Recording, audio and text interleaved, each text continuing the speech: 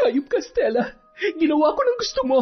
Lumayo na ako kay Tristan pero bakit hindi mo pa rin ako tinitigilan? Dahil mami kong inagrabyado mo, kaya nanay mo rin ang kabayaran ng kalandian mo. Pagbabayaran yung ginawa niyo sa amin ng anak ko. Hindi ako papayag na may isa pang kalahi na Montenegro ang sisira sa buhay namin. Anong nangyayari sa anak ko, Tatang Celso? Isang matinding barang ang gilawad sa kanya. At hindi basta-basta mambabarang ang gumawa nito. Napakalakas ng kanyang kapangyarihan. Walang hiya ka! Ikaw nga ang nagpabarang sa akin! Dahil demonya ka, salbahe! Taon 1990, Luzon. Sa isang probinsya na hindi kalayuan sa Maynila, naninirahan sina Laika at ang kanyang ina na si Bella. Lumaking sanay sa hirap ang dalaga dahil namulat siya na walang ama. Kahit mag-isa siyang itinaguyod ng kanyang ina, nagsumikap pa rin siyang mag-aral hanggang sa nakapagtapos ng sekundarya bilang isang valedictorian. Ito ang dahilan kung bakit maraming mga malalaking universidad sa Maynila ang nag-aalok sa kanya ng full scholarship. Hindi ba na taga Maynila si tatay? Saan po ba siya sa Maynila? Sino naman ang nagsabi sa'yo? Nay, lagi ko yung naririnig kay Lola. Bakit hindi mo raw puntahan ng tatay ko sa Maynila at humingi ng suporta? Hindi totoo yan, anak. Matagal na akong walang balita sa tatay mo. At saka pwede ba, kalimutan mo na siya dahil may sarili na siyang pamilya. Ibig sabihin, Nay, may kapatid ako? Nay, gusto ko sila makilala. Buong buhay ko pinangarap kong makitang tatay ko, kaya huwag mo namang ipagkait sa akin ang pagkakataon. Pasensya ka na, anak. Pero ayaw ko masira ang buhay mo nang dahil lamang sa kanya. Nay, ano bang kinatatakutan niyo? Hindi ko naman guguluhin ang kanyang pamilya. Basta, Laika, makinig ka nga lang sa akin. Hindi pa ngayon ang tamang pagkakataon. Kailan pa, Nay? Hindi ko alam, anak. Basta ang masasabi ko lang sa'yo, lumayo tayo sa gulo. Kaya wag mo nang tangkaing hanapin ang tatay mo. Walang nagawa si Laika dahil hindi niya mapilit ang kanyang ina. Sa laki ng Maynila ay swerte na lang kung makikilala niya ang kanyang ama. Pero hindi ito naging dahilan upang hindi niya ipagpatuloy ang kanyang pangarap na makapag-aral sa malaking universidad at makapagtapos. Bagkus, ginawa niya yung inspirasyon upang balang araw maiangat niya ang kanilang buhay ng kanyang pinakamamahal na ina.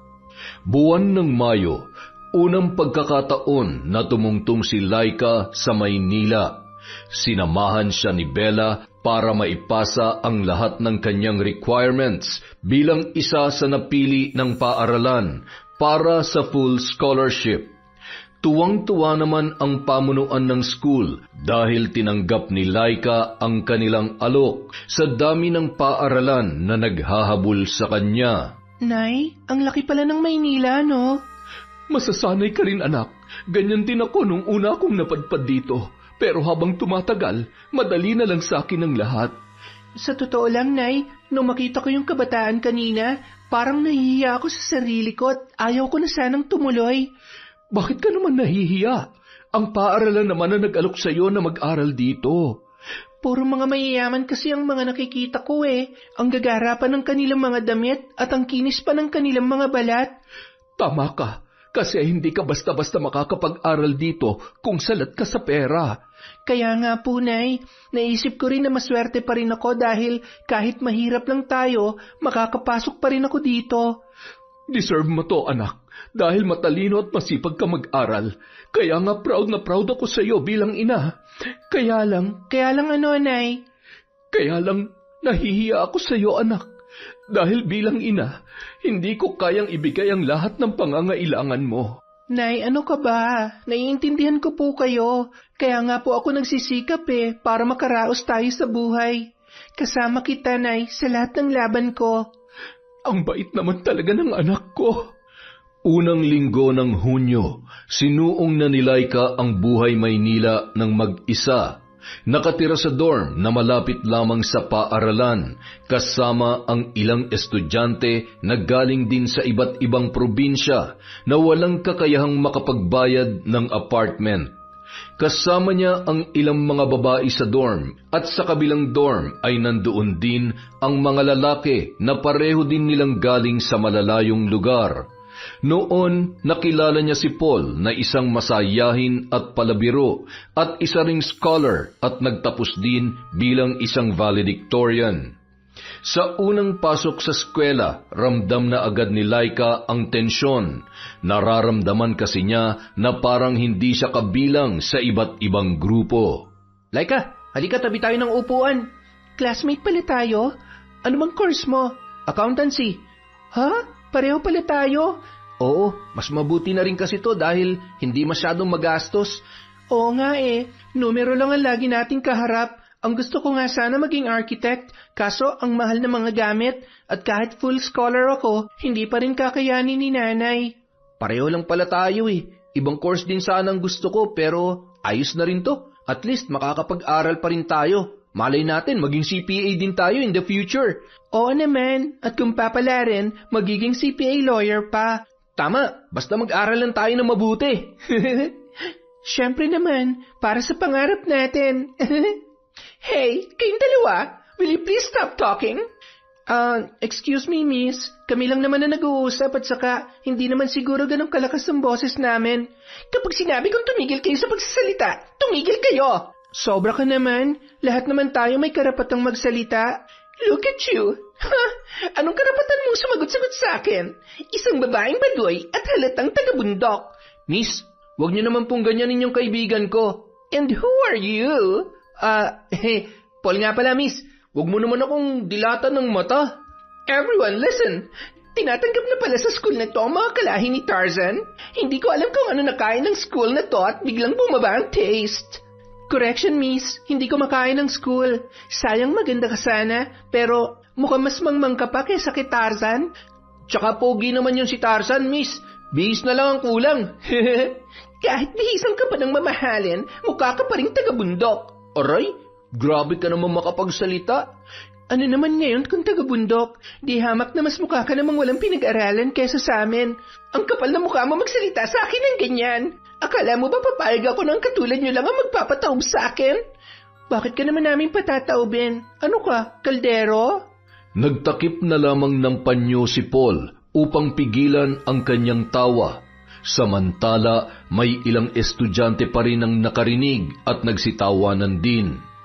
Ilang sandali pa, dumating ang kanilang guro kaya biglang natahimik ang buong classroom. Gaya ng dati, ang una nilang ginawa ay ipakilala ang sarili. Pagkatapos ng unang subject, lilipat naman sila sa ibang classroom. At dahil pareho silang freshman, ay di maiiwasan na may mga subject na classmate pa rin niya, si Stella.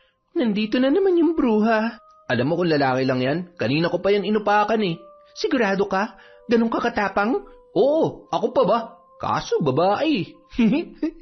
Babae nga, bruha naman. At saka, hindi naman porket mayaman sila, aapak-apakan na lamang nila tayo.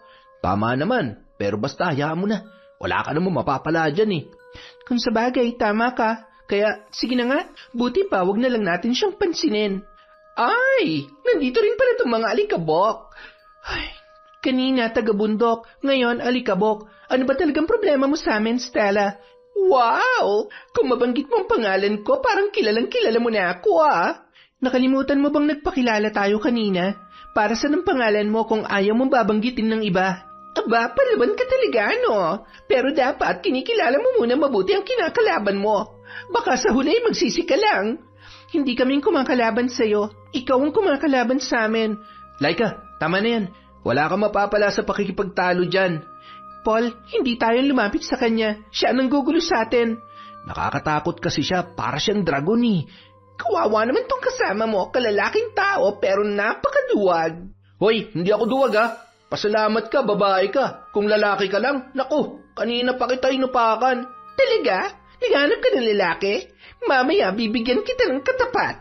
Naku, miss, wag. Biro lang naman yon. Ikaw talaga. Lika na nga. Halos araw-araw iniiwasan nila si Stella. Ngunit lalo pa silang pinag-initan noon dahil nagkaroon siya ng maraming kaibigan na kapareho niya na mayayaman. Kaya hindi maipagkakaila na kilala din sila sa paaralan. Samantalang sina Laika at Paul at iba pang mga scholar ay sila lang din ang mga nagkakaunawaan. Ngunit dahil sa kahirapan, may iilang scholars din na nagpapaalipin sa grupo ni Stella. Tulad nina Ivy at Ben na tagagawa nila ng kanilang mga assignments at projects para magkaroon ng allowance. Sa kabilang banda, may isang grupo rin ng kalalakihan na parehong galing din sa mayayamang pamilya na siyang pinagkakaguluhan ng mga kababaihan, lalo na sa grupo ni Stella. Isa na doon ang anak ng isang sikat na negosyante na si Tristan. Isang araw, habang kumakain sina Paul at Laika sa kantin, nakita nila ang grupo ni Stella. Walang ibang ginagawa ang mga yon kundi ang pagtawanan sila dahil sa kanilang mga mumurahing gamit. Look, nandito na yung mga taga-bundok. Laika, relax ka lang ha. Huwag mong papatulan. Baka masira ang reputasyon mo dito sa school. Paul, namimihasa na yung mga yan eh. Kahit wala naman tayong ginagawa masama sa kanila. Basta huwag mo nalang pansinin. Umiwas na lang tayo sa gulo. Kayong dalawa, anong binubulong-bulong niyo dyan, ha? Stella, pwede ba kumakain kami? Anong pakialam ko kung kumakain kayo? This cheap food? Kaya kong orderin ng lahat ng to at isampal dyan sa pagmumukha nyo. Ang yabang mo naman, Stella. So what? May magagawa ka ba para tapatan ako? Laika, halika na. Kumakain pa ako, Paul. Tama ang kaibigan mo. Umalis na kayo bago pa magdilim ang paningin ko sa inyo. Napakabastos mo, Stella. Hindi ka ba tinuruan na mabuting asal ng mga magulang mo? Laika, halika na sabi. Mauna ka na lang, Paul. Hindi ako papayag na basta-basta na lang tayong babastusin ng babaeng to. Wow, ang tapang mo naman. Guys, turuan nyo nga na leksyon ng babaeng to. Agad na silang pinaligiran ng grupo ni Stella. Natigil lang ang mga yon nang biglang nagtilian ang mga kababaihan. Nang makita nila kung sino ang dumating, ay bigla na lang bumalik sa pwesto ang mga kaibigan ni Stella, maging siya ay bigla na lamang naging formal. Hi, Tristan. Ako bang hinahanap mo? Gusto mo bang gumimik kasama mga kaibigan ko? Hindi. Si Laika ang gusto ko makausap. What? Yung cheap na babaeng yan? Buti pa bumalik ka na sa table mo, Stella. At tumahimik ka na lang doon. Napabalik si Stella sa kanyang pwesto. Nagngingit-ngit sa galit habang nakatingin kina Tristan at Laika. Kilala mo ako? Sino bang hindi makakakilala sa isang babaeng laman ng usapan ng freshman? Laman ng usapan? Oo, Laika. Nakalimutan kong sabihin sa iyo na nangungunang pangalan mo sa may pinakamataas na score sa lahat ng exam. Halos perfect daw lahat ng score mo eh. Kaya nandito ako para batiin ka. Hindi ko naman ine-expect yon, pero thank you ha. Nice meeting you, Laika. Nice meeting you too, Tristan. And you, pare? Pare, ako nga pala si Paul. Nice meeting you, Paul. Nang umalis si Tristan, nagmamadali ring umalis sina Laika at Paul bago pa man sila balikan ni Stella. Magkahiwalay ang room ng second subject nila ni Paul, kaya nagkahiwalay din sila ng landas. Pagkatapos ng last subject ni Laika, uuwi na sana siya sa kanyang dorm. Ngunit pagbaba niya sa hagdan, nandoon sina Stella at ang mga tropa nito na nakaharang sa kanyang daraanan. Maya-maya pa, bigla na lang siyang sinampal ni Stella at sinabunutan. Ulang hiya ka? Ang landi-landi mo? Aray, Stella, bitawan mong buhok ko. Binabalaan kita. Kapag nakita pa kitang lumapit kay Tristan, malilintikan ka talaga sa akin. Stella, nakikita mo naman na hindi ako lumalapit sa kanya. Di dapat lumayo ka. Palibhasa gusto mo rin naman eh. Diba? Stella, ano ba? Nasasaktan ako. Bibitawan ko lang tong buhok mo kung mangangako ka sa akin na lalayuan mo siya. Stella, please. Tama na. Sumagot ka. Oh, Stella. Nangangako ako. Very good. At saka huwag ka magtangka magsumbong sa guidance sa nangyari ngayon, ha? Dahil kapag ginawa mo yon, sigurado akong ikaw ang matatanggal dito. Nakikita mo naman, marami akong witness. Hayop ka, Stella. Hindi lang yun ang mapapala mo kapag nagmatigas ka. Guys, alcohol please. Nadumihan ang kamay ko sa alikabok na to. Nais mang manlaban ni Laika ay hindi niya magawa dahil napakaraming kasama ni Stella. Maging ang ibang estudyante ay dumadaan lang na tila ba takot na takot sa grupo ng dalaga. Pag-uwi niya sa kanyang dorm, agad naman siyang sinalubong ni Paul mula sa kabilang gate. Laika, ano nangyari sa'yo? Bakit ang gulo-gulo niyang buhok mo? Paul, ang hirap talaga mahirap, no? Wala tayong karapatan kahit sa ating sarili. Ano ba kasi nangyari? Hinarang ako ni Stella kanina.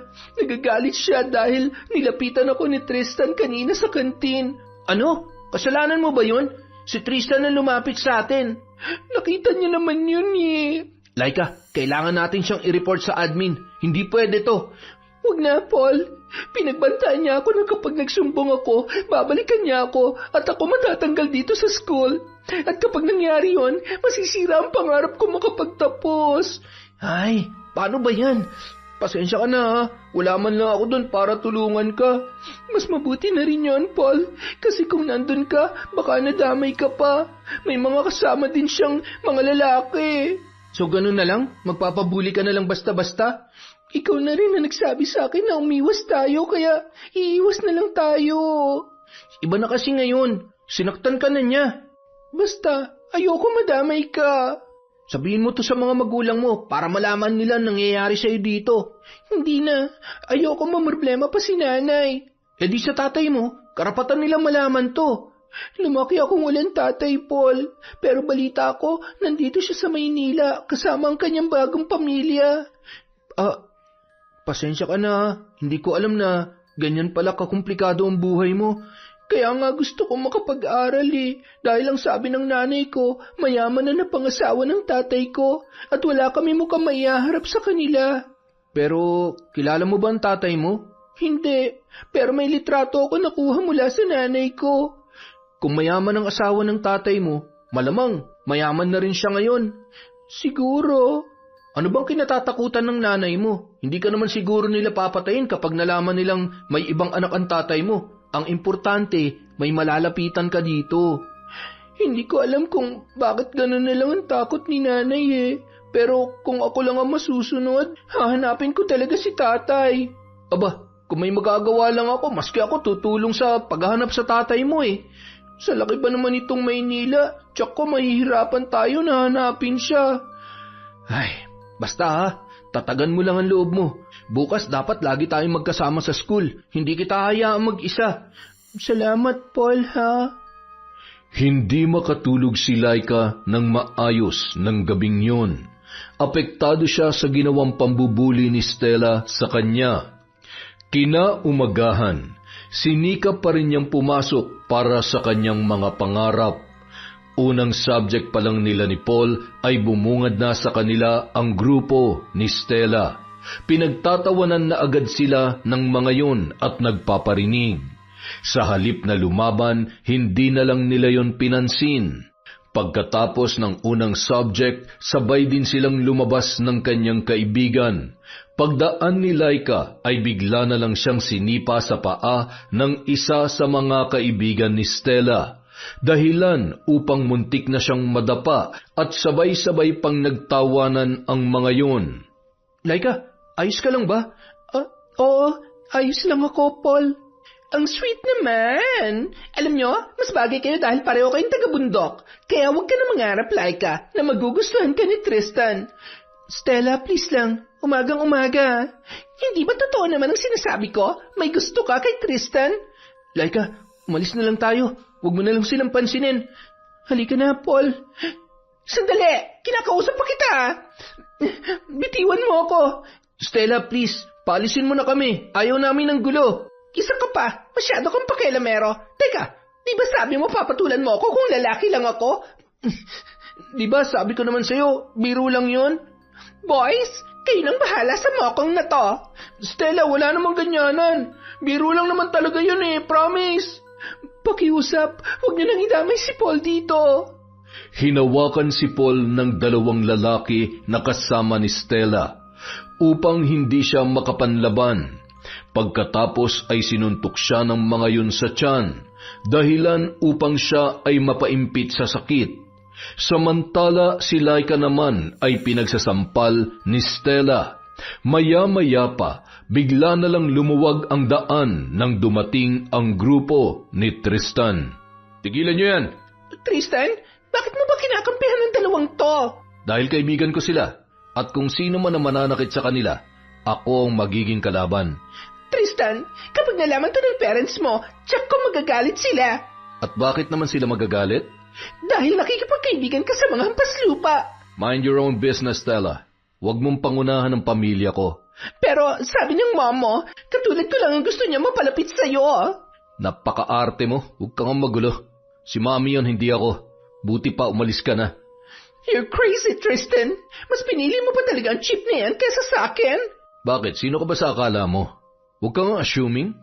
Hinila ni Tristan si Laika papalayo sa grupo ni Stella, samantala si Paul naman ay sumunod sa kanila. Bitawan mo nga ako. Bakit mo ginawa yon? Kasi gusto kita maging friend. Friend? Imposible. Kung may dapat kang kaibiganin, grupo ni Stella yon kasi magka-level kayo ng status sa buhay. Ano? Tinuturuan mo ako makipagkaibigan sa brat na yon? No way! Oo, close ang parents namin, pero hindi ibig sabihin nun, gusto ko na siyang maging kaibigan. Bakit naman? Maganda naman siya, at halatang patay na patay sa kahahabol sa'yo. Maganda lang siya, pero hindi siya matalino. At saka, wala naman yung alam sa buhay kundi ang maging maarte. Hindi katulad mo, maganda, mabait, matalino. Namula ang muka ni Laika sa kanyang narinig. Hindi niya akalain na pupurihin siya ng isa sa pinakasikat na lalaki sa kanilang eskwelahan. Samantala si Paul naman hindi maunawaan ang nararamdaman, kung nagagalit ba siya sa binata o nagseselos. Hoy Tristan, may gusto ka ba sa kaibigan ko? Bakit pare? Hindi ba pwede? Hindi, kasi Dahil may gusto ka rin sa kanya? Ha? Wala ah. Oy, wala naman pala eh. So bakit hindi pwede? Basta, hindi lang pwede. Tristan, aalis na kami. Paul, halika na. Laika, sandali. Tristan, please let me go. Narinig mo ba yon? English yun ah. Paul, ano ba? Halika na.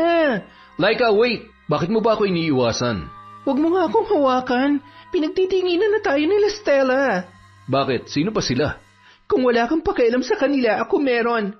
Ayaw ko makipagkaibigan sa tulad mo dahil ayaw ko ng gulo.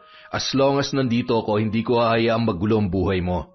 Tristan, salamat ha. Pero sa palagay ko, mas lalong gumulong buhay ko eh. Simula nang lumapit ka sa amin, yung simpleng galit lang sa akin ni Stella noon, ngayon nadagdagan pa ng selos. Kahit sino naman pinagseselosan noon.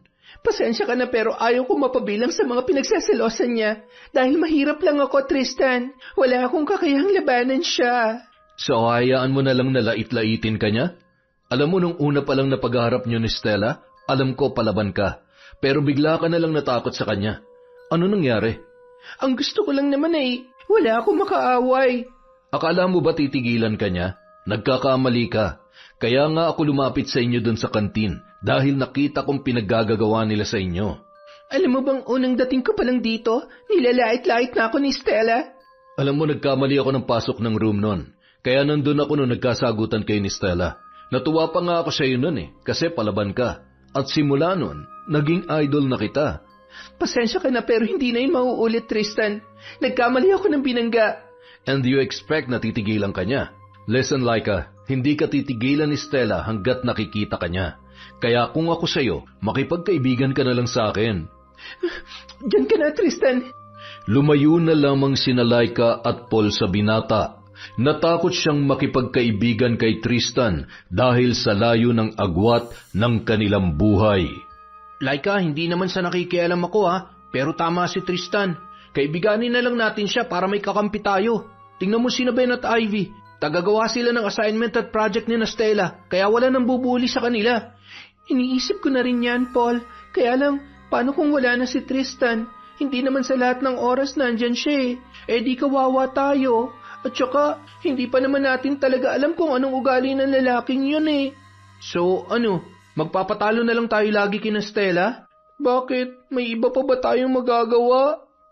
Sa muling pagpasok ni Laika sa school, nakipag-usap siya sa grupo ni Stella at nangako na iiwasan niya na si Tristan na ikinatuwa naman ng dalaga. Simula noon, naging mapayapa na si Laika. Naging sunod-sunuran nga lamang siya sa utos ng kanyang kaaway. Isang araw, dumalaw si Bella kay Laika upang maghatid ng kaunting pera sa anak. Habang naglalakad sa daan, bigla na lang may tumigil na magarang sasakyan at bumaba ang isang lalaki. Bella? Bella, sandali. Ricardo? Bella, nasaan ang anak ko? Bakit mo siya tinatago sa akin? Wala kang karapatan na makita ang anak mo. Bella, matagal ko na kayong hinahanap. Pakiusap, huwag mo ipagkait sa akin ang anak ko. Para ano? Para saktan ng pamilya mo? Hindi ko alam ang pinagsasasabi mo. Pinuntahan ako ng nanay mo noon. Ang sabi niya kapag hindi ako lumayo, papatayin nila kami ng anak ko. Sana sinabi mo sa akin. Sana tinanong mo muna ako. Bakit? Meron ka ba magagawa? Sunod-sunuran ka naman sa nanay mo. Bella, ikaw ang mahal ko. Alam mo yun. Mahal? Hindi mo nga kami kayang panindigan ng anak mo. Bumalik ako, Ricardo, upang sana'y sabihin sa'yo. Pero ang bilis mo nagpakasal kay Susan na anak ng isang politiko. Bella, hindi ko yung kagustuhan. Si nanay ang may gusto noon. Pasensya ka na, Ricardo. Ayaw kong lumaki ang anak ko at kilalanin ako bilang kabit, gayong kami naman ang nauna sa buhay mo. Bella, patawarin mo ko. Umalis ka na, Ricardo. Bella, please. Ipakilala mo ako sa anak ko.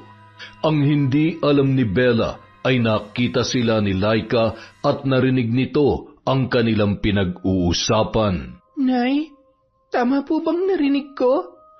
Laika, halika na. Umalis na tayo dito. Sandali. Bella, siya ba ang anak ko? Hindi, wala tayong anak. Iha, anong pangalan mo? Laika po. Tayo na, Laika. Huwag ka makikipag-usap sa kanya. Bella, gusto ko lang makilala ang anak ko. Nais mang makipag-usap ni Laika, ngunit hinila na siya ng kanyang ina papalayo, habang nananatiling nakatingin pa rin ang dalaga kay Ricardo. Nay, siya po bang tatay ko? Gusto ko siya makausap, Nay. Hindi. Bakit, Nay? Bakit niyo ginagawa to? Laika, please huwag ka makikipag-usap sa kanya. Hindi mo kilala ang mga taong nakapaligid sa kanya. Nakakatakot sila. Buong buhay ko, Nay, pinangarap ko makita ang tatay ko. Hindi mo naiintindihan, Laika. Pero paano ko po maiintindihan, Nay? Simula noon, itinaguyod na kita mag-isa, kaya please, Laika, magtiwala ka sa akin. Masakit man para sa dalaga ang nangyayari, ngunit sinunod niya pa rin ang kagustuhan ng kanyang ina. Isang araw, habang nasa labas siya ng paaralan pauwi sa kanyang dorm, nakita na lang niya ang grupo ni Stella na tila may masamang balak sa kanya. Kaya dali-dali siyang lumihis ng daan upang maiwasan ang grupo ni Stella. Laika, saan ka pupunta? Pauwi na ako, Stella. Teka lang, Laika, hindi pa ako tapos. Stella, ano pa bang kailangan mo sa akin? Napag-usapan na natin to. Ginawa ko ng gusto mo na iwasan ko si Tristan. Ano pa bang gusto mong gawin ko? Ewan ko ba, Laika? Kapag nakikita kita, nasisira talagang araw ko. Ano pa bang gusto mo, Stella? Umalis ka sa school na to. Sumusobra ka na. Anong gusto mo? Aalis kang payapa? O ako magpapaalis sa'yo? Hindi ako aalis dito, Stella. Girls, kayo nang bahala sa kanya. Anong gagawin niyo sa akin? Matigas ang ulo mo, ha? Pinagtulungan na namang saktan ng grupo ni Stella si Laika.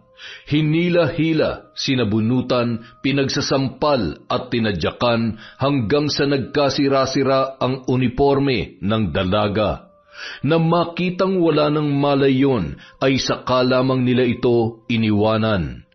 Maya-maya pa, nagising na lamang si Laika sakay ng isang sasakyan. Boss Ricardo, saan natin ito dadalhin? Baka kasuhan tayo nito ng kidnapping. Sa rest house. Doon na muna natin siya dalhin. Boss, kapag nahuli tayo ni Ma'am Susan, siguradong patay tayo nito. Bakit? Magsusumbong ka ba? Paano po pag nalaman niya? Marami pa naman mata yun. Ay, S-boy, tatahimik ka ba o huling araw mo na to sa trabaho? Tatahimik na po, boss. Gising na yata siya, boss. Sino ka? Saan niyo ako dadalhin? Ay, bakit akong tinatanong mo? Si boss ang tanungin mo, wag ako. Iha, huwag ka matakot. Ako to. Kayo po? Kayo po ba ang tatay ko? Walang pagdadalawang isip na niyakap ni Laika si Ricardo na puno ng pananabik at pangungulila. Tahan na anak, marami tayong pag-uusapan. Pambihira, mag-ama kayo? Boss, bakit hindi mo sinabi may anak ka pala sa labas? Hindi ko anak sa labas si Laika dahil mas nauna ang nanay niya kesa kay Susan. Abay, kung ganun, si Ma'am Susan pala ang kabit? May kabit bang kasal? Pwede ba tumahimik ka, S-boy? Magmaneho ka na maayos. Ay, opo, boss. Maya-maya pa, pumarada sila sa isang malaki at magarang bahay. Noon na pagtanto ni Laika na tunay na mayaman ang kanyang ama. Pinagpahinga siya noon sa isang malaking kwarto. Magkakasunod din ang ipinasok na masasarap na pagkain. Ilang sandali pa, may doktor na dumating at sinuri ang kanyang kalagayan. Pakiramdam ni Laika, isa siyang prinsesa na noon lang niya naranasan sa kanyang buong buhay. Nang masiguro ang kanyang kaligtasan ay saka na siya kinausap ng kanyang amang si Ricardo. Anak, ano ba nangyari sa iyo? Tay, binubuli po ako ng mayayamang estudyante sa school namin. Ha? Sinong gumagawa nito sa iyo? Basta, marami po sila. Alam ba ito na nanay mo? Hindi po. Ayoko na kasing dagdagan pa ang mga isipin ni nanay. Simula ngayon, nandito na ang tatay mo. Hindi ako papayag na muli pang may manakit sa iyo. Salamat po, Tay. Teka, saan ka pala nakatira? Sa dorm po. Malapit lang po sa school. Gusto mo bang ilipat kita ng apartment? Naku, wag na po. Baka malaman ni nanay. Sigurado magagalit sa akin yon. Sige, kung yan ang gusto mo. Pero hayaan mo kung ibigay ang lahat ng iyong pangangailangan. Mamuhay kang walang sino man na manlalait sa iyo. Siniguro muna ni Ricardo na maayos ang kalagayan ni Laika bago niya yon inihatid. Ibinili niya rin yon ng magagarang damit at pinabaunan ng malaking halaga at may blankong tseke pa na pirmado niya. Ano po ito, Tay? Mag-withdraw ka lang kung kailangan mo ng pera. Pero, Tay, sobra na po ito. Anak kita, Laika, kaya karapatan mo magkaroon ng ganyan. Maraming salamat po, Tay. Pwede ko po bang makilala yung kapatid ko? Hindi pa ngayon, anak. Pero huwag ka mag-alala. Darating din tayo dyan. Umuwi si Laika na bit-bit ang pagkadismaya. Napagtanto niya na tama ang kanyang ina. Hindi sila kayang panindigan ng kanyang tatay. Mayaman lang yun, pero hindi siya kayang ipagmalaki bilang anak. Araw ng Lunes, ginamit ni Laika ang mga pinamili ng kanyang tatay. Simple lang tingnan ang damit, kapares ng isang maliit na handbag, ngunit hindi niya alam ang halaga noon. Nakita niyang nagbubulungan ang grupo ni Stella. Uy, paano kaya nakabili ng mamahaling gamit ang hampas lupang ito? Stella, pwede ba tigilan mo na ako? Wala naman akong ginagawa sa iyo, ah. Teka, ninakaw mo bang mga yan? Binigay ito ng tatay ko. Gusto mong maniwala ako na makaka-afford kayo ng ganito? Nagtawanan ang grupo ni Stella. Mabuti na lamang dumating ang kanilang guro kaya sila ay napatigil. Pagsapit ng tanghali, umuwi si Laika upang mananghalian. Nagulat na lang siya nang nandoon ang kanyang tatay sa labas. Tay, bakit kayo nandito? Susunduin ko sana ang kapatid mo pero may lakad daw sila ng kanyang mga kaibigan. Ibig sabihin, dito rin nag-aaral ang kapatid ko? Pumasok ka na sa kotse, anak. Bilisan mo at baka may makakita pa sa'yo. Sumabay ka na sa amin mananghalian ni S-Boy. Nagmadaling sumakay si Laika sa kotse ng kanyang ama. Ang hindi nila alam, nakita sila ni Stella. Pagdating nila sa isang restaurant, muli niyang tinanong ang kanyang ama tungkol sa kanyang kapatid. Pasensya ka na anak, tiyak kung hindi pa handa ang kapatid mong malaman ng tungkol sa'yo. Tay, gusto ko lang naman siyang makilala. Anak, maghintay pa tayo ng tamang oras. Bakit, Tay? Natatakot po ba kayo sa asawa ninyo? Laika, para ito sa kabutihan mo. Kung ganon, tama po si nanay. Hindi mo kami kayang ipaglaban kaya ka nagpakasal sa bago mong asawa. Anak, maghintay ka lang dahil gagawan ko to ng paraan. Sige na, bumalik ka na sa school. Ayaw kong makita tayong magkasama ng kapatid mo.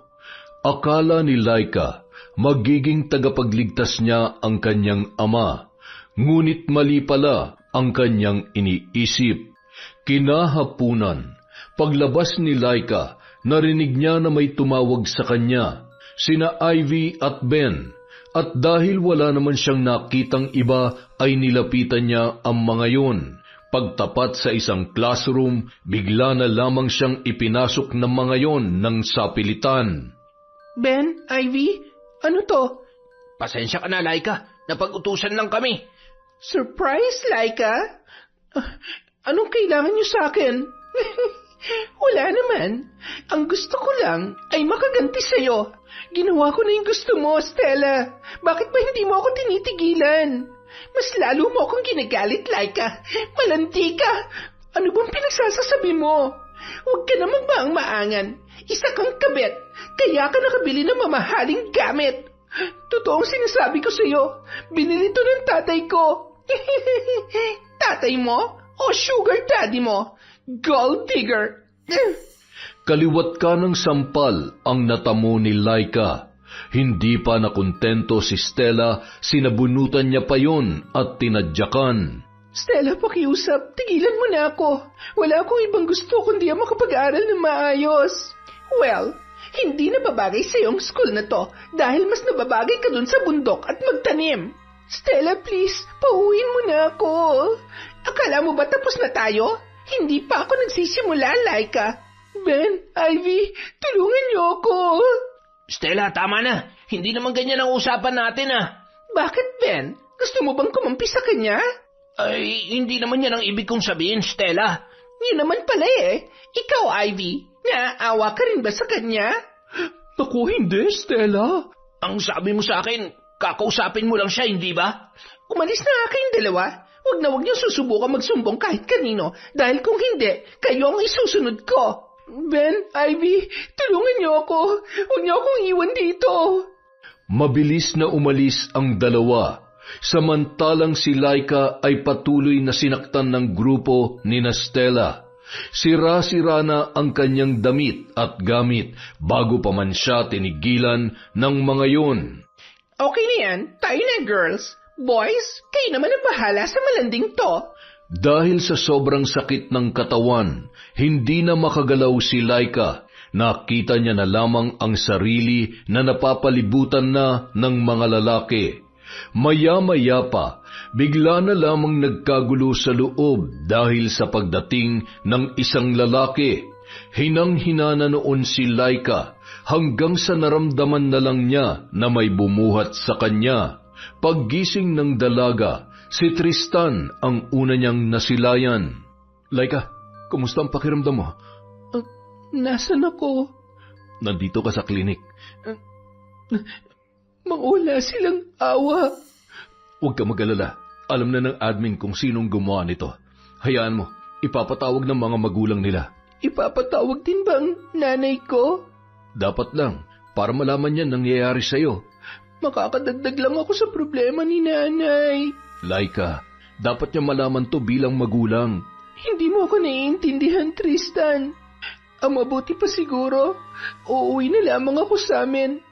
Buti pa tanggapin ko na lang na hindi ako nababagay dito. Laika, hindi. Walang sino man na may karapatang humadlang sa iyong mga pangarap. Sawa na akong lumaban mag-isa, Tristan. Hindi ko na kaya mga pinaggagawa nila. Hindi kita iiwan. Halika na, buti pa ihatid na kita sa inyo. Binitbit na ni Tristan ang mga gamit ni Laika, kaya naman wala na siyang magawa. Pagdating sa tapat ng gate ay dali-dali namang lumabas si Paul sa kabilang gate.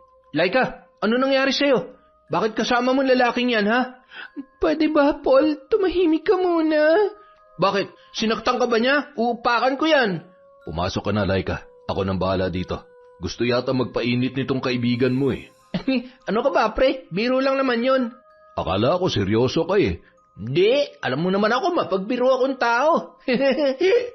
Pagkapasok ni Laika, umuwi na rin sina Paul at Tristan. Kinabukasan, hindi niya akalain na darating ang kanyang ina, kaya nakita nito ang kanyang kalagayan. Anak, ano nangyari sa'yo? Bakit ang dami mong pasa? Uuwi na lang po ako sa probinsya, Nay.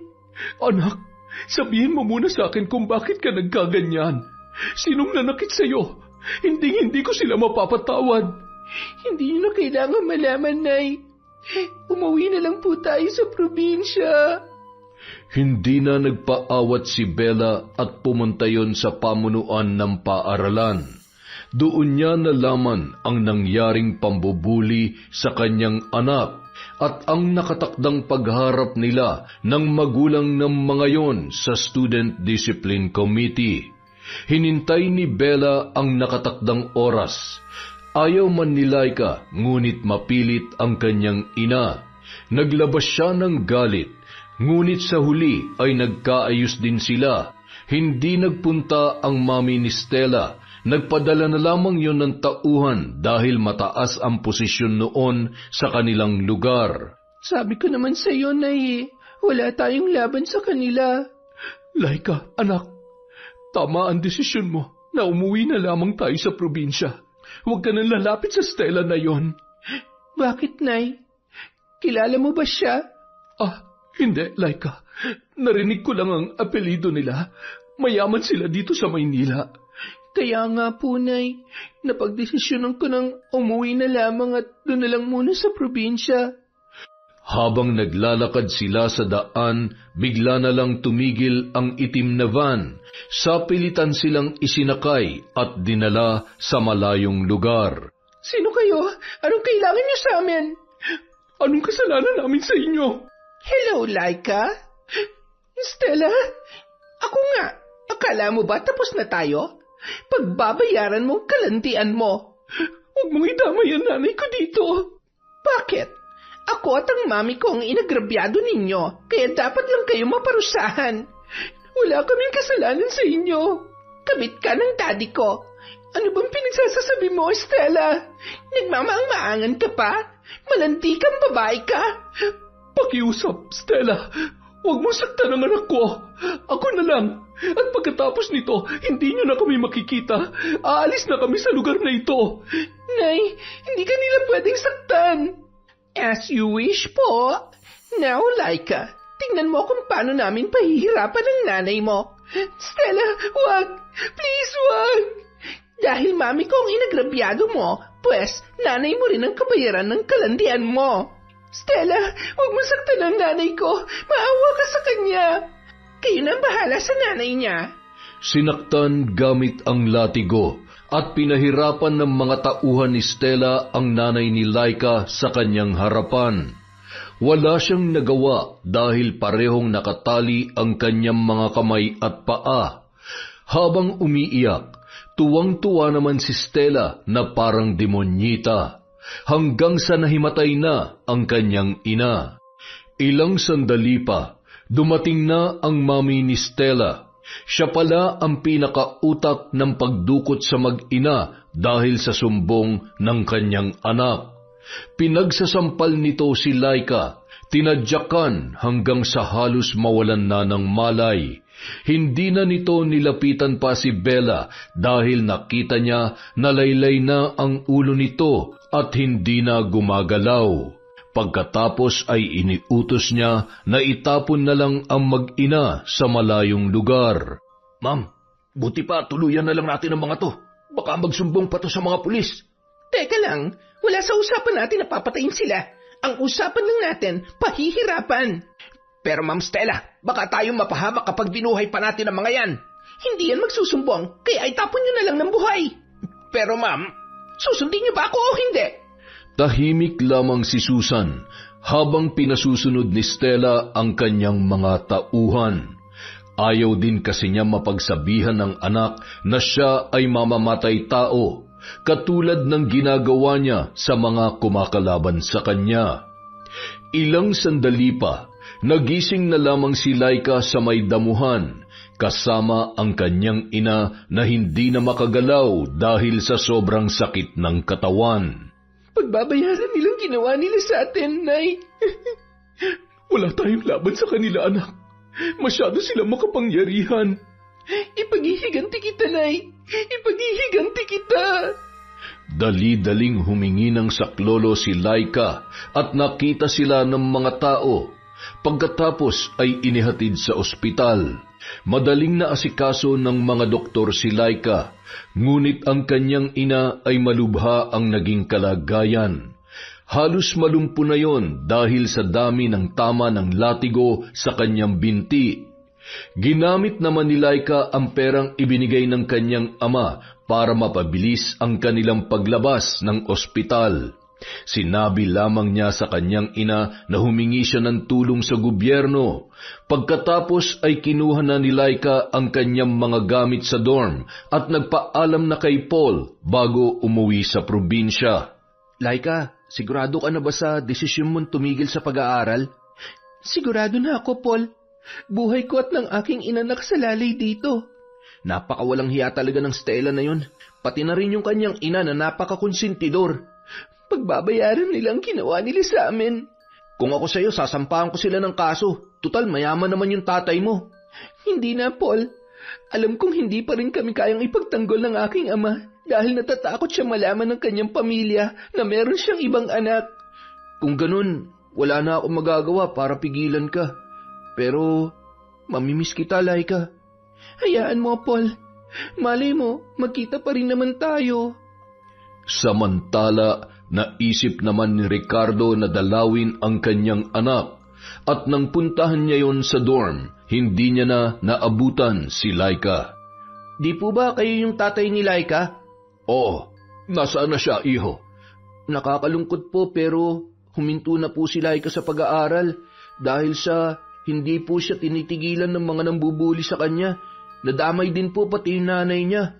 Alam mo ba kung sino ang gumawa noon sa kanya? Si Stella Montenegro po. Stella Montenegro? Kung ganun, siya ang nananakit kay Laika?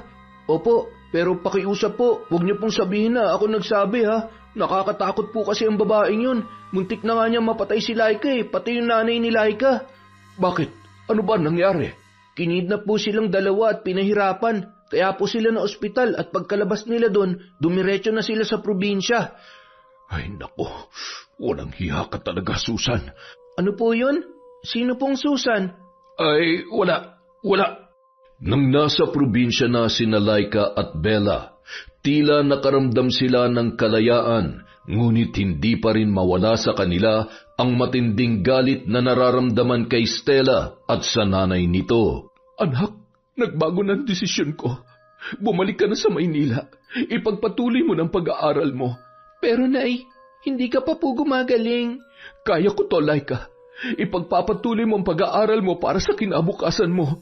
Nay, nagkasundo na po tayo tungkol dito, di ba? Oo, pero kailangan mong tuparin ang pangarap mo para balang araw. Wala nang sino man ang mang-aapi sa'yo. Pero baka kung ano po ang gawin sa akin ni Stella. Basta, sundin mo ang sinabi ko. Gawin mo na lang lahat para makaiwas sa kanya. Kailangan matupad ang pangarap mo, anak. Sige po, kayo po ang bahala, Nay. Tila nanibago si Laika sa biglang ipinakita ng kanyang ina. Naging matapang na ito sa kanyang mga desisyon. Pinagmamadali pa siyang bumalik sa Maynila na siya namang ikinatuwa ng kanyang kaibigan na si Paul. Samantala, ang hindi alam ni Laika, may balak si Bella na gumanti. Lumapit siya sa isang malupit na mambabarang sa kanilang lugar. Hindi man sapat ang kanyang perang pambayad, ngunit pumayag pa rin yun kapalit ng kanyang serbisyo. Pagbabayaran niyo ang ginawa niyo sa amin ng anak ko. Hindi ako papayag na may iba pang kalahi ng Montenegro ang sisira sa buhay namin. Kinabukasan, sa paaralan, nagngingit-ngit naman ang mukha ni Stella nang makita na naman si Laika. Kinakabahan si Laika sa susunod na mangyayari pero handa na ang kanyang loob. Tingnan mo nga naman, bumalik ka pa talaga dito sa school. Stella, tama na. Hayaan mo na ako mag-aral. Wala akong ibang gusto kundi ang makapagtapos. Walang karapatang makapagtapos ang katulad mong kabet. Ilang beses ko bang sasabihin sa iyo na hindi ako kabet? Kung meron ka mang nakikitang kabet ng papa mo, hindi ako yon. At pinaninindigan mo pa talaga ang kasinungalingan mo, ha? Aatakihin na sana siya ni Stella nang bigla na lang itong napatigil sa sakit ng kanyang tiyan. Ang sakit ng tiyan ko. Stella, ano nangyayari sa'yo? Huwag mo akong hawakan. Stella, dadalhin ka namin sa klinik. Sabi kong huwag mo akong hawakan eh. Umalis ka na. Tulungan niyo si Stella. Laika, ano nangyari kay Stella? Hindi ko alam. Basta bigla na lang sumakit ang tiyan niya at namimilipit na siya. Baka nakarma na yan. Ang sama kasi ng ugali eh. Maya-maya pa, tinulungan si Stella ng kanyang mga kaibigan at dinala yun sa klinik. Ngunit hindi maganda ang kanyang sitwasyon, kaya isinugod na yun sa ospital. Bakit kaya biglang sumakit ang tiyan niya? Hindi ko alam. Teka, kaninong nanay yan? Parang galit na galit ah. Paul, kilala ko yan. Yan ang mami ni Stella. Ano kayang pinunta niyan dito? Magtatago lang ako sandali, Paul. Hindi niya ako dapat makita. Sige, aalamin ko kung anong kanyang sadya dito. Lumabas si Paul upang magmanman. Noon ay nalaman niya na pinaiimbestigahan ng mami ni Stella ang lahat ng pagkain sa kantin. Dahil baka yun daw umano ang dahilan ng sakit ng kanyang anak. Galit na galit yon at pinagalitan ang mga tindera, maging ang pamunuan ng paaralan dahil sa kapabayaan na nagdulot ng sakit sa kanyang anak. Ang sama pala talaga ng ugali ng mami ni Stella. Ganun talaga siguro kapag mayayaman. Hindi na ako magtataka kung saan nagmana si Stella. Pero teka lang ha, hindi pa natin alam kung ganyan rin ba ang daddy niya. Ewan ko, Paul. Basta ako nagtataka na lang kung bakit pinaratangan niya akong kabit ng daddy niya, gayong hindi ko naman yan kilala. At siya pa naging dahilan kung bakit muntik na kayong mamatay ng nanay mo. Oo nga eh. Makalipas ang 2 linggo, hindi pa rin nakakabalik si Stella sa eskwela. Naging malala ang kondisyon nito. At ayon sa mga kwento, marami daw ang nagsasabi na baka binarang ang dalaga dahil sa kakaibang paglaki ng kanyang tiyan na 6 ilang buwan ng buntis. Naniniwala naman ang mga magulang ni Stella dahil sa panahong yun, uso pa rin ang barang. Daddy, Mami, tulungan niyo ako. Hindi ko na kaya. Stella, huwag ka mag-alala. Gagawin namin ang lahat ng mami mo. Dad, Mom, please, help me.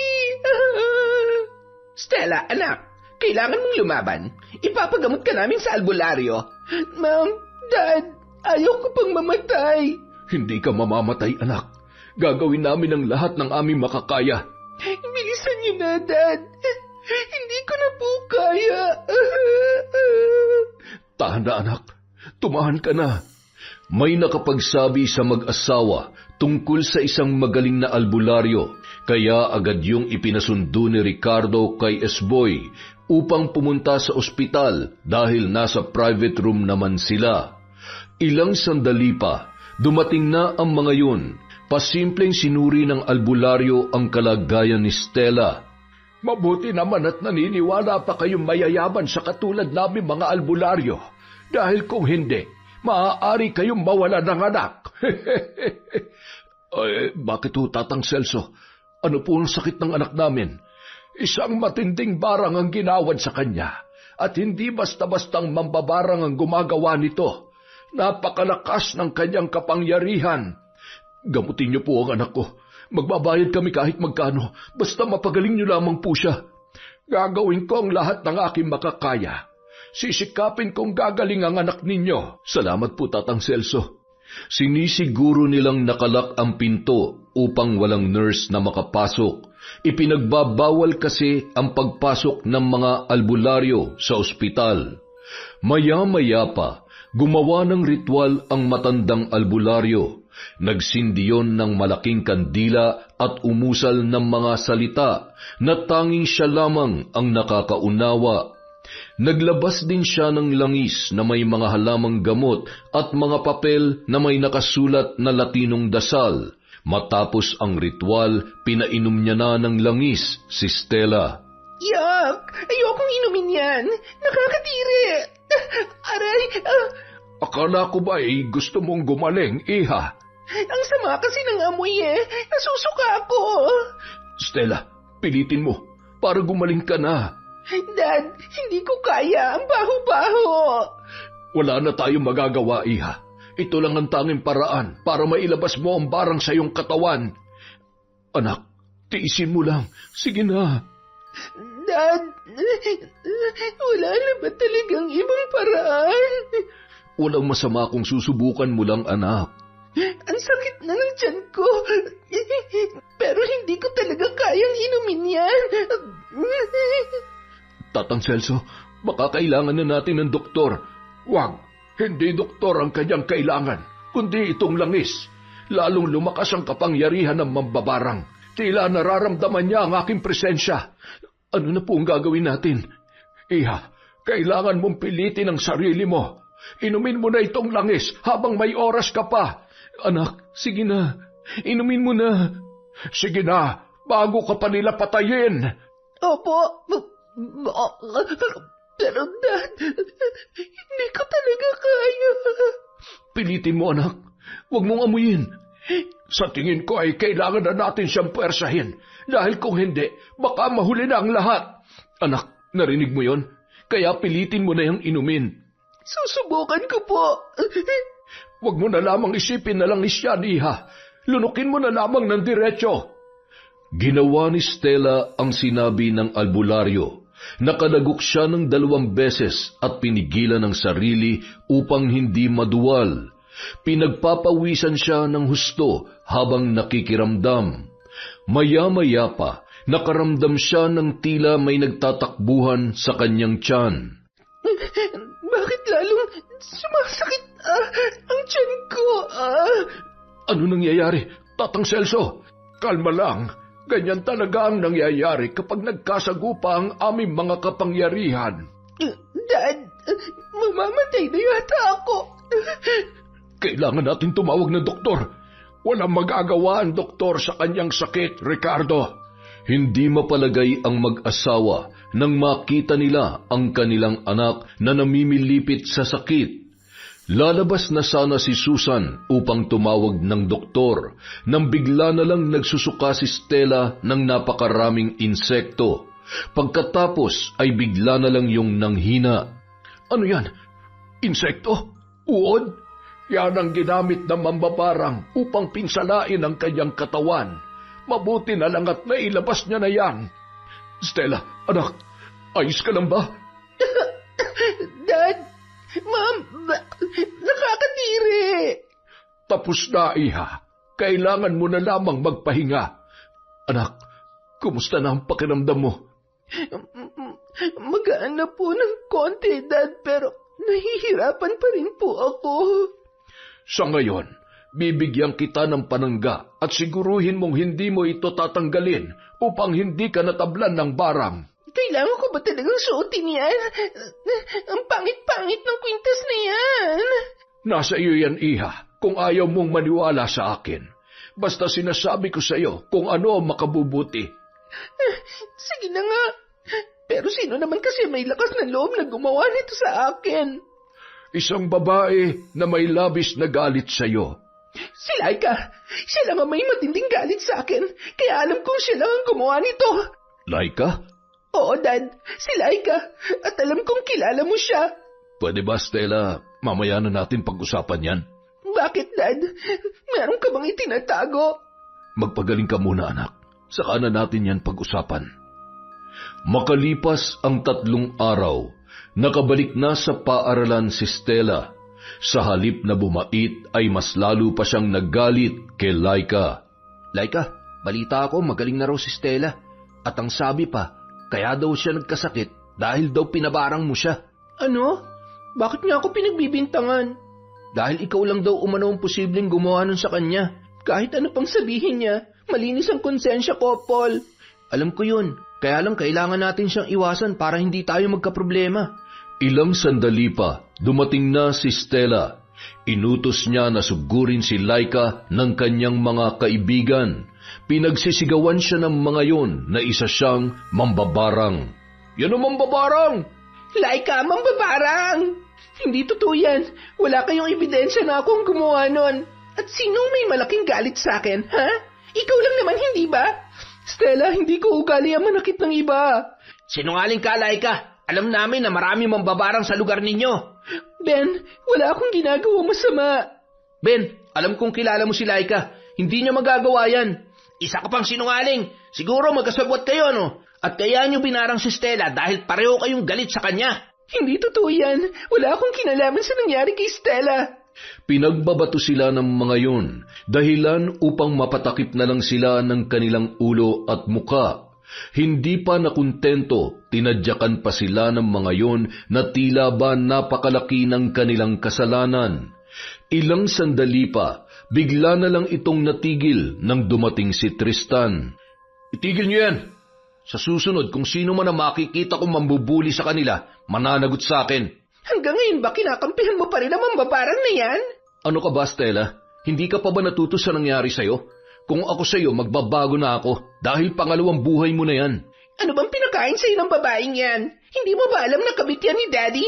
Ayan ka na naman eh. Gumagawa ka na naman ng kwento para lang makalusot.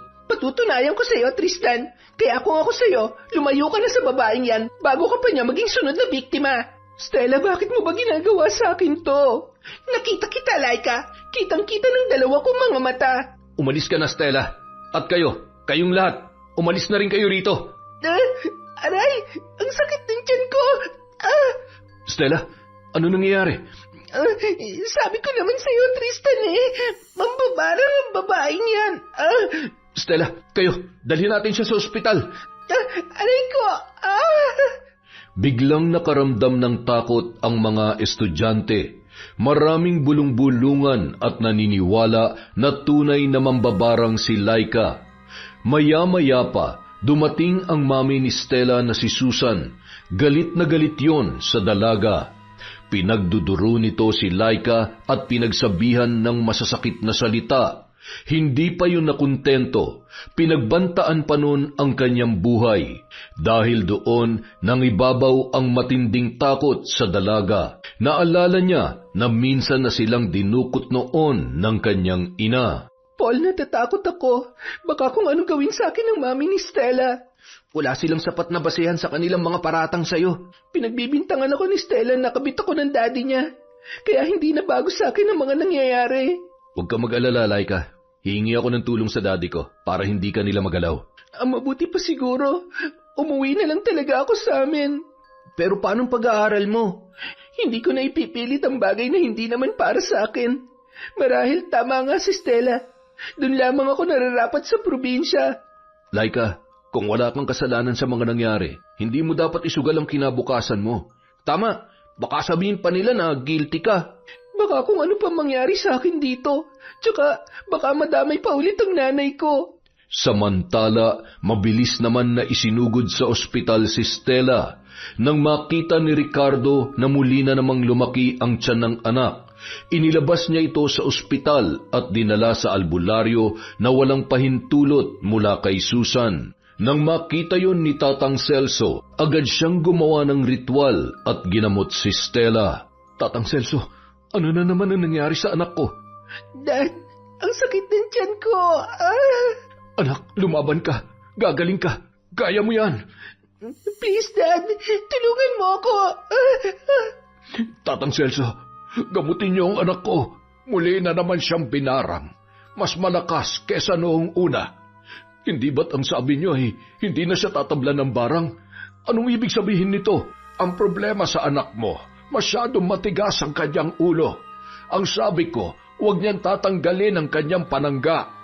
Stella, totoo bang tinanggal mo ang depensa? Oo, ang pangit kasi nun eh. Pangit? Tingnan mo ngayon. Kailangan mo na namang uminom ng langis. Ha? Ayoko! Ang pangit-pangit ng lasa niya! Kung ayaw mo, wala na tayo magagawa. Magtiis ka sa sakit dahil masyado kang makulit. Stella, pilitin mo nang inumin. Ricardo, ikaw na ang bahala sa anak mo. Pilitin mo siyang uminom dahil kung hindi, baka mamatay na siya. Lalabas na lang muna ako saglit. Narinig mo ba yun, Stella? Kailangan mong inumin ang langis. Dad! Sa pilitang pinainom ni Ricardo ang kanyang anak, hanggang sa nakalunok na yun, wala pa rin siyang tigil sa kakaiyak hanggang sa sumuka na naman ng mga insekto, uod at pati na rin ipis. Dad! Sige lang, isuka mo lang lahat hanggang sa maubos, anak. Dad! Mabuti at nagawa mo, dahil kung hindi, maaaring hindi ka naabutin ng bukas. Bibigyan kitang muli ng panangga at wag mo itong tatanggalin. Ayaw mo pa naman ang lasa ng langis ko. Stella, makinig ka kay Tatang Celso. Sundin mo mga bili niya sa'yo. Opo, Dad. Ano ba kasing kasalanan mo? Bakit ka ba binibigyan ng ganyang parusa? Sigurado po ako. Sila ikang gumagawa nito sa akin. Sa tuwing nagkakasagutan kami, lagi na lang may nangyayari sa akin na masama. Ano? Ibig sabihin, bumalik si Laika? Alam kong kilala mo siya, Dad. Hindi ba siya yung kabit mo? Stella, ano bang pinagsasasabi mo? Nakita ko kayo magkasama, Dad. Pinasakay mo pa siya sa kotse. Kaya huwag ka namang maang-maangan. Stella, mali ang iniisip mo. Mali. Ginawa ka niyang sugar daddy. Yun ang mali. Makinig ka sa akin, Stella. Ipapaliwanag ko sa iyong lahat. Si Laika ay hindi ko kabit, kundi... Diyan ka na, Dad. Pupuntahan ko si Mami. Wala akong oras na makinig sa mga kasinungalingan mo. Teka, Stella, hindi ka pa gumagaling. Kailangan mo pa magpahinga.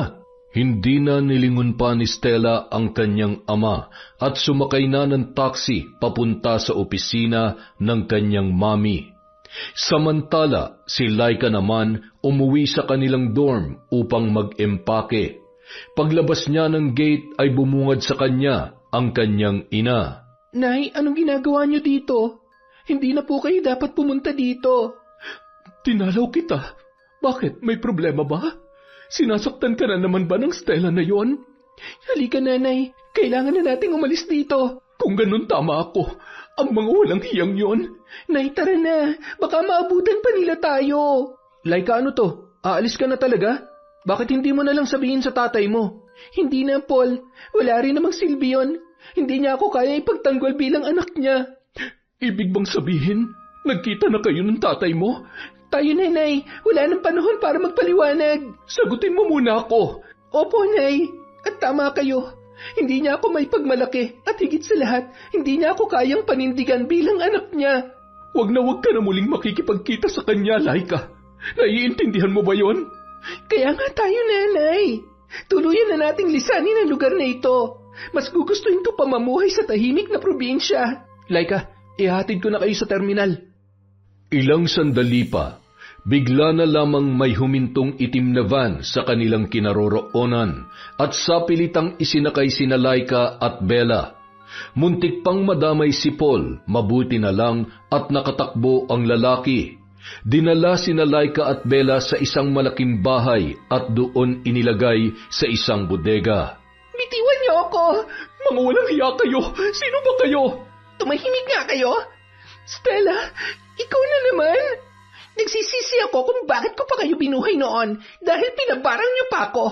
Stella, hindi akong gumawa nun sa'yo. Kung hindi ikaw, baka itong nanay mo. Huwag mo akong hawakan. Aminin mo sa akin, ikaw ba nagpabarang sa akin, ha? Karapat-dapat lamang sa'yo ang nangyari dahil ang sama ng ugali mo. Walang hiya ka. Ikaw nga talaga nagpabarang sa akin. Dahil demonyong pamilya nyo.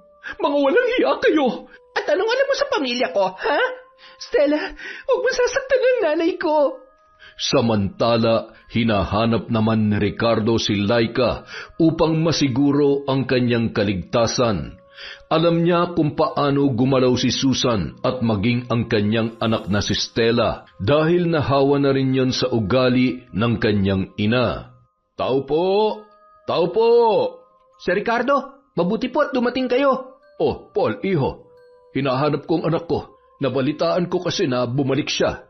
Sir, kakaalis lang po nung itim na van. Sa pilitan pong isinakay si Laika, pati po yung nanay niya. Ano? Saan pumunta yung van? Doon po, dumiretso po doon. Kung ganun, sige, salamat na lamang, Paul. Bumalik si Ricardo sa sasakyan at tinawagan ang asawang si Susan. Malakas ang kutob niya na may kinalaman yon sa mga nangyayari.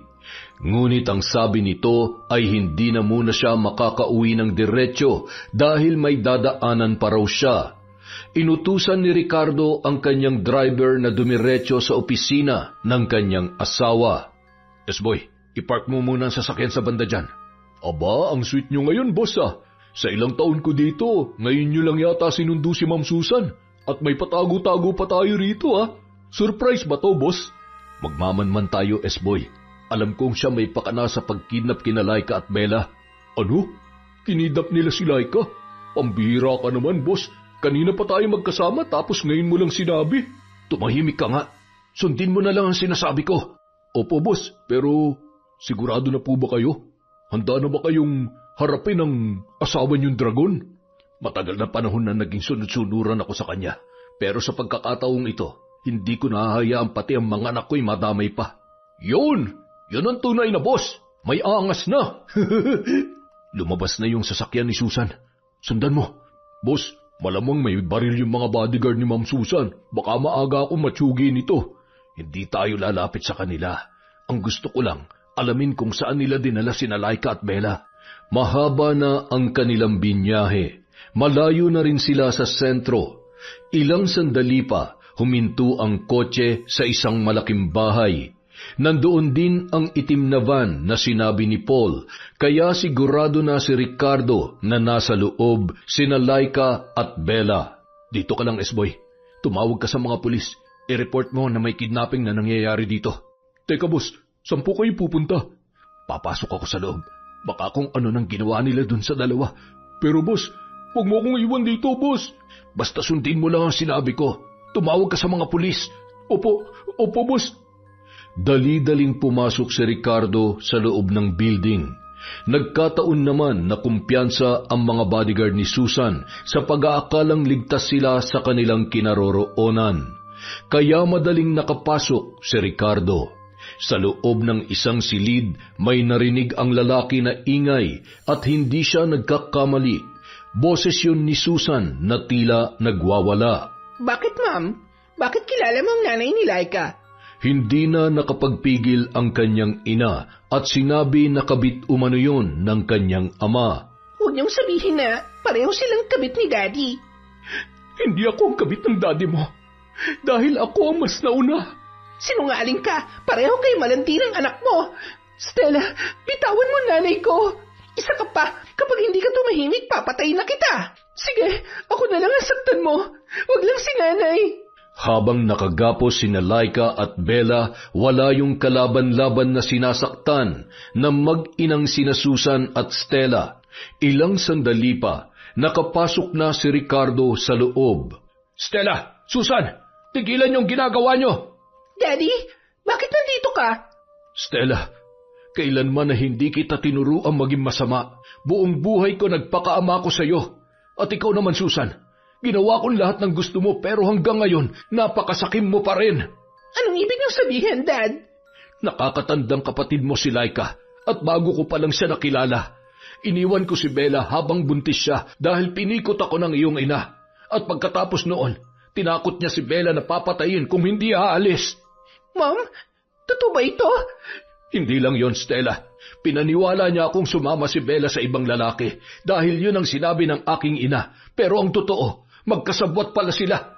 Buong buhay ko, Stella, naging sunod-sunuran ako sa mami mo. Alam mo yan. Kung ganoon, Dad, hindi mo pala kabit si Laika. Yan nga yung gusto kong sabihin sa'yo, pero ayaw mo naman akong pakinggan. Dad, sorry, hindi ko alam. Buong buhay ko pinangarap ko magkaroon ng kapatid pero nandyan lang pala siya sa harapan ko at sinasaktan ko pa araw-araw. Dad, patawarin niyo ako. Laika, patawarin mo ako. Tay, tulungan niyo po si nanay. Hindi na siya gumagalaw. Tutulungan sana ni Ricardo si Bella, ngunit nagalit si Susan at nagpaputok yon ng baril na tila ba handang-handang pumatay kung kinakailangan. Yan ba ang halimbawang ipapakita mo sa anak mo, Susan? Ang pagiging masamang tao? Mami, tama na. Huwag mo nang saktan ang nanay ni Laika. Please, Susan, ibaba mo ng baril mo at hayaan mo na silang umalis. Sa halip na sumunod, mas lalo pang nagwala ang kanyang asawa. Pagkatapos ay magkasunod na putok ng baril ang umalingaw-ngaw na naging sanhi upang tuluyang mawalan ng malay si Bella. Nay!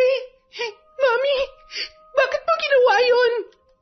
Dahil siyang dahilan kung bakit hindi ako kayang mahalin ng daddy mo. Susan, nagkakamali ka. Sinubukan kitang mahalin pero hindi ka pa rin nagbago. Hanggang ngayon, sarili mo lang ang iniisip mo. Kung ganon, magsama-sama kayo sa impyerno!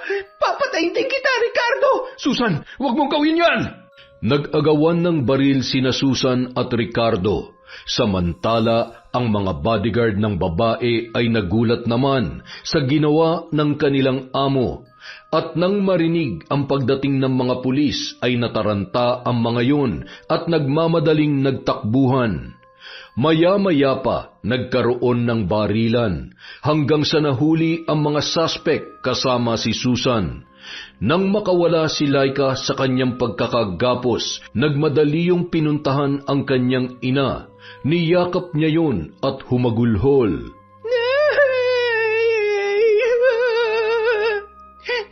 Laika, I'm sorry. Hindi ko alam. Tama ang sinabi ni nanay. Sana hindi ko nalang pinangarap na makilala kayo. Dahil sa simula pa lang, alam niya lang malalagay sa peligro ang buhay namin. Laika, I'm sorry. Sana naniwala na lamang ako sa kanya. Hindi na sana nangyari ito. Laika, anak, patawarin mo ko. Kung hindi ko naawat si Susan. Tay, dalhin natin si nanay sa ospital. Tulungan niyo kami. Boss, nakatawag na ako ng ambulansya. Parating na po yun. Salamat, S-boy. Ilang sandali pa, dumating na ang ambulansya kaya mabilis na naisugod si Bella sa ospital. Agad yung isinalang sa operasyon. Ngunit sa kasamaang palad ay hindi na yon nakaligtas. Samantala, si Susan naman hindi na nakalabas pa ng kulungan dahil murder ang kanyang kaso at kahit mahirap ay tinanggap na lamang yon ng kanyang anak na si Stella. Makalipas ang 2 linggo, nakabalik na sina Laika at Stella sa eskwelahan. Laking gulat ng lahat na makitang magkasama ang dalawa at hindi na nag-aaway. Ngunit hindi rin lingid sa kaalaman ng lahat na nakakulong ang mami ni Stella dahil sa salang pagpatay kay Bella. Bilang isang mataas na opisyal ng kanilang lugar, wala yung maitago sa publiko, kaya marami ang estudyante na lumayo at nanlalait kay Stella. Stella, mamamatay tao palang mami mo. Ayaw na namin makipagkaibigan sa'yo. Oo nga, kaya siguro matapang yan dahil mana sa kanyang ina. Hoy, kayo ha? Wala kayong karapatan na husgahan si Stella. Laika, bakit mo siya kinakampihan? Hindi ba siya ang pumatay sa nanay mo? Tsaka, nakalimutan mo na ba lagi kanyang binubuli noon? Dahil magkapatid kami. At bilang ate niya, hindi ako papayag na saktan siya ng sino man. Tama, kaya kayong mga chismoso at chismosa kayo, magsitigil na kayo. Umalis na nga kayo dito. Narinig niyo ba yon? Umalis na kayo dito. Pati ba naman ikaw, Tristan? Oh, bakit? May problema ba? Layas na! Oy, salamat sa inyo ha. Ngayon ko lang na-realize na hindi ko pala sila mga totoong kaibigan. Tama ka, kasi nagkasama lang kayo dahil sa pera at walang malasakit sa isa't isa. Ang sarap palang magkaroon ng ate. May tagapagtanggol ka na. May taga-advise ka pa. Bolera ka rin, no? Tara na, baka mali tayo sa klase. Oo nga. Paglipas ng mga taon, sabay na nakapagtapos sina Laika at Stella na labis ikinatuwa ng kanilang amang si Ricardo. Bilang selebrasyon, sabay nilang dinalaw si Susan sa kulungan at pagkatapos ay dinalaw naman nila ang libingan ni Bella. Nay, natupad ko na po ang pangarap natin. Nakapagtapos na po ako. Oo nga po, Tita Bella. Nakapagtapos na po kami at masaya po ako nagkaroon ng kapatid na katulad ng anak ninyo. Ay, mga anak, kung nasaan man si Bella ngayon, alam ko na masaya siya para sa inyo. Yon! Isa na namang malupit na kwento mula sa kwentong Enteng, mga kaibigan.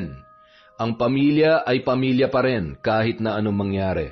Dahil dyan, meron na naman tayong shout-out. Babawi po tayo ngayon. Pasensya na po kayo kung hindi tayo nakapag-shoutout last time. Masyado pong maraming ginawa lang si Enteng. Simulan natin kay Glovina Perales from Maldives.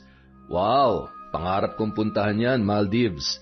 Hi din po kay Christine Victorino, kay Ivan Lazo Honorica, kay Romeo Velorias, sa Shell Arts Coloring Department from Have Amor, kay Rosette Ersando, kay Jambi, kay Emma Dumato. Hi po kay Ginaline Haldo, kay Vivian Baterbonia, kay Alden Almonte. Hello din po kay Helen Flores, kay Francesca Amelie Baita, kay Presi Valoria, kay Kurt Mina. Shout out po kay Amy Carbonilla, kay Arlene Castro Ramos. Hello po kay Yolanda Malinis, kay Janice Delfin Ramirez. Hello po kay Lydia Lopez. Shout out kay Marilor Guevara. Merry Christmas po.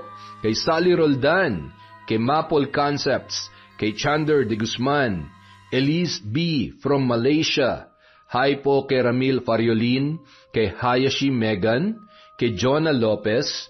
Shout out din po kay Sara Deo Caris, kay Mary Grace Sioting. Hello po kay Mel Santarita, kay Ami Viray, kay Angelina Ignacio, Jessica Sobremonte, kay Noemi Garcia Pabunan, kay Yasmin Bautista. Hello po kay Monica Nieves, kay Marcos Balingasa and wifey, Romelia Terrado. Hi po kay Sydney Crosswind, kay Joy Aniban, kay Kim Bara. Hello po kay Baby Dan Cordero, kay IP Micaela, kay Elma Arriba Madrigal. Hello po kay Lady Dam, kay Maylene Acosta, kay Cliven Dubalan. Shout out po kay Salvacion Roldan, kay Barmalin Enyerga. Hi kay Betty Velasco, kay Manisan Mamot Mapadtaya. Hello po kay Beverly Refil, kay Carlos Matilos, kay Regan Machico, Rashan Yan Licarte. Hi kay Mirna Alfaro, kay Judith Arsua. Hello po kay Ruel Barrera. Shout out kay Manny Maniego, Mami Riza, Daisy Alzona, Anneli Juarez, kay Janet Castillo, kay May Espiritu. Hi po kay Monet Taninco, kay Nilo Neri, kay Era Choi, Hana Maylin Sesgundo, Jennifer Camacho, Loida from Hong Kong. Hi po kay Luz Aclaro, kay Milrose Galvez, kay Len Elizaga, Corazon Ortega, Arlene Torquiza. Hi kay Nancy De La Cruz, kay Rufina Ledesma, kay Lian Monterosa, Maling Family at kay Marilor Guevara. Shout out po kay Len Kilia from June Mateo. Hi po kay Clarice De Chavez from Mami Riza, kay Jeline Malabanan, kay Jasmine Castillo. Hello din po kay Christina Laico, Admiring Drink. Hi kay Linda Guba, kay Evelyn Gador, kay Gilbert Jacob. Hi din po kay Lovely Awa, kay Michi TV, at kay Luella de la Peña. Para po sa mga hindi natin nabanggit ngayon, marami pa po tayong susunod na videos. Maraming salamat po sa walang sawang pagsuporta kay Kwentong Enteng.